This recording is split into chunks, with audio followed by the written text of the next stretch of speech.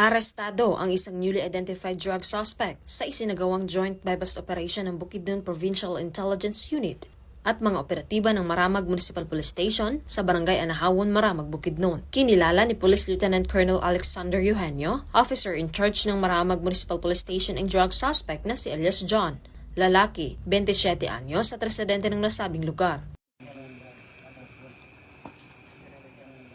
Sa ikinasang joint buy-bust operation ay nagresulta ng pagkakakumpiska ng 5 pakete ng hinihinalang shabu na may bigat na 2 gramo at may standard drug price na 13,600 pesos. Aris ang 500 peso bill na ginamit bilang buy-bust money. Ang suspect ay nahaharap sa kasong paglabag sa RA 9165 o Comprehensive Dangerous Drugs Act of 2002. Mula dito sa Northern Mindanao, ako ang inyong Police News Network Correspondent, Patrolwoman Risa Sahonyo, alagad ng batas, tagataguyod ng Balitang Pulis.